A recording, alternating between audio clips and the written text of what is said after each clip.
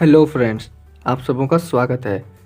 क्षेत्रमिति यानी कि मेंसुरेशन में हमने बहुत सारे कक्षाएं जो देखे थे उसमें से अच्छे अच्छे पॉइंट्स और फॉर्मूले याद किए थे। उम्मीद करता हूं कि आप सबों को फॉर्मूला याद हो गई होंगी और जितने भी सारे कॉन्सेप्ट थी उन सारे कॉन्सेप्ट अच्छे से याद हो गई होगी।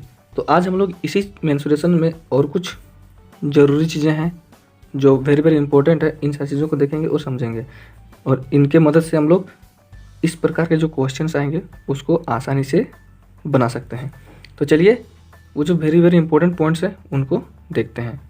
तो यहाँ पर जो है सबसे पहले आप लोग देख रहे हैं कि यदि दो आयाम यानी कि 2 डायमेंशंस वाले किसी भी आकृति के दोनों आयामों में क्रमशः x% तथा y% की वृद्धि हो तो उसके क्षेत्रफल में वृद्धि होगी। तो वह क्षेत्रफल में वृद्धि कितनी होगी, इसको किस प्रकार से आसानी से बनाएंगे, इसके लिए जो ट्रिक है तो इसको अभी समझते हैं। तो यहाँ पर दो आयाम मान लेते हैं हम लोग ये एक आयत ही है A, B, C और D। इसमें ये है लंबाई, ये है चौड़ाई, ये तो हमें अच्छी तरह से पता है। तो यहाँ जो PPI कह रहा है उसके अनुसार में अगर इस लंबाई में हम लोग कोई भी वैल्यू दिया रहता है उसमें अगर x% की हम लोग क्या करते हैं, वृद्धि करते हैं, और ये जो चौड़ाई है जिसका जितना वैल्यू रहेगी उसमें अगर हम लोग y% की वृद्धि करते हैं, मतलब दोनों में हम लोग वृद्धि कर रहे हैं, तो यहाँ पर उसका क्षेत्रफल में भी वृद्धि होगी। जो पहले की क्षेत्रफल रहता है उसके अलावा में वृद्धि करने के बाद में जो भी वृद्धि होगी तो उसके क्षेत्रफल में भी वृद्धि हो जाएगी। तो यहाँ पर जो क्षेत्रफल में इंक्रीज हो जाएगी उसके लिए फॉर्मूला है कि x + y + xy बट्टा 100 का ये पूरा प्रतिशत हो जाएगा।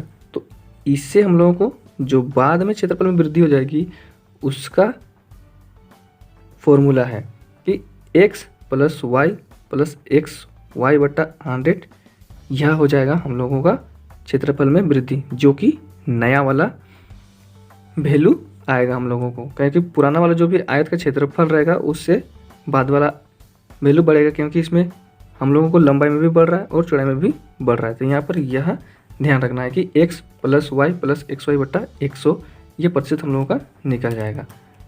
अब देखते हैं अगला जो है उसको भी। दोनों आयामों में क्रमशः x% तथा y% की कमी हो तो उसके क्षेत्रफल में कमी होती है। तो यहाँ पर दोनों आयाम में मतलब अगर लंबाई या चौड़ाई दोनों में से अगर दोनों में ही कमी करते हैं, किसमें x% की कमी करते हैं और दूसरा वाला में y% की कमी करते हैं, तो उसके क्षेत्रफल में भी हमें कमी ही आएगी। तो इसको भी कैसे निकालते हैं, तो चलिए इसको भी समझते हैं। यह एक A, B, C और D, यह एक आयत है और आयत का क्षेत्रफल आप लोगों को अच्छे से पता है, और जिनको नहीं पता है या फिर जो नए चैनल में आए हैं वह पिछली वीडियोस को जाकर के देख सकते हैं जिसमें फॉर्मूलों को बताया गया है। तो यहाँ ABCD एक आयत है, इसमें लंबाई हो गया AB, चौड़ाई हो गया BC, और इसके जितने भी प्रॉपर्टीज है उनको भी ज्यामिति में मैंने बता चुका हूँ, तो वो सब भी आप लोग ज्यामिति में देख सकते हैं। तो यहाँ पर जितना भी AB का वैल्यू रहेगा उसमें भी हम लोग कमी करते हैं, x% की क्या कर रहे हैं, कमी कर रहे हैं, यानी कि डिक्रीज कर रहे हैं। उसी प्रकार से चौड़ाई में भी जितने भी वैल्यू रहेगी उसमें y% का डिक्रीज करेंगे, मतलब यहाँ पे हम लोग अभी वैल्यूज़ को घटा रहे हैं। तो हम लोगों का इसमें जो क्षेत्रफल में कमी आएगी उसके लिए फॉर्मूला क्या है, वह है कि x + y - xy बट्टा 100, यह हो जाएगा हम लोगों का। इससे पहले वाले में x + y प्लस था यहाँ पर, लेकिन जब इसमें दोनों में डिक्रीज करने के बाद होता है तो हम लोगों को यहाँ पर बीच में माइनस आ जाता है। तो यहाँ पर इस चीज़ को ध्यान रखना, जब लंबाई और चौड़ाई दोनों में से इसका वैल्यू को घटाया जाता है तब, तो इसको भी आसानी से समझ लेंगे। अब अगला समझते हैं, वह भी है इम्पोर्टेंट ही, तो देखते हैं। यहाँ पे कह रहा है कि दोनों आयामों में से एक आयाम में x% की वृद्धि तथा दूसरे आयाम में y% की कमी हो। तो यहाँ पर है कि एक में वृद्धि करने के लिए कह रहा है और दूसरा में घटाने के लिए कह रहा है, तो उसके क्षेत्रफल में वृद्धि या तो फिर कमी, दोनों में से कोई एक ही होगा। तो किसी में x बढ़ाते हैं और दूसरा वाले में y% घटाते हैं तो हमें वृद्धि या कमी ही उसका नया वाला क्षेत्रफल में मिलेगी। तो इसको कैसे देखते हैं, उसका भी जो फॉर्मूला है उसको भी समझते हैं। तो यहाँ पर है ए बी सी और डी, ये भी एक आयत है, इसके बारे में आप लोग अच्छी तरह से समझ गए होंगे, जान गए होंगे। तो यहाँ पर क्या कर रहा है कि एक में x% की वृद्धि करते हैं, यानी कि मान लेते हैं लंबाई में हम लोग वृद्धि कर लिए और चौड़ाई में y% का कमी कर रहे हैं। यहाँ पर लंबाई में वृद्धि और चौड़ाई में कमी कर रहे हैं, तो उसका जो क्षेत्रफल में वृद्धि होगा या तो फिर कमी होगा। तो उसके लिए जो फॉर्मूला है वह है कि अगर बढ़ाते हैं पहले तो पहले x को लिखेंगे, फिर माइनस, फिर दोनों का होल मल्टीप्लाई करेंगे माइनस देके और यहाँ पे x कर देंगे इस प्रकार से। तो यह जो प्रतिशत होगी यानी कि प्लस में x माइनस में y, फिर दोनों का मल्टीप्लिकेशन में माइनस XY/100, इतना हो जाएगा इसका फॉर्मूला। तो यहाँ पर इस चीज़ को भी जानना जरूरी है, बहुत ही ज़्यादा इंपॉर्टेंट है। इनकी सहायता से आप लोग इस प्रकार के क्वेश्चंस को आसानी से बना सकते हैं और समझ सकते हैं। यहाँ पर एक में वृद्धि करेगा दूसरा में घटाएगा, तब जा करके ये वाला फॉर्मूला लगेगा। और यहाँ पर जो कह रहा है कि जितना भी वैल्यू आएगा, जिसका भी वैल्यू ज़्यादा रहेगा, अगर प्लस में वैल्यू आता है तो क्षेत्रफल में क्या होगा, तो क्षेत्रफल में वृद्धि होगा। और अगर माइनस में आता है तो हम लोगों का क्षेत्रफल में कमी होगा। तो यहाँ पर ये भी देखना है। इसको सॉल्व करने के बाद अगर प्लस में वैल्यू आता है तो उसमें वृद्धि हो जाएगा और बाद में माइनस आता है तो उसमें कमी आएगा। तो यहाँ पर इन दोनों बातों को भी ध्यान रखना है। अब बात करते हैं अगला वाला जो है, यह भी बहुत ही इम्पोर्टेंट है। चलिए इसको समझते हैं।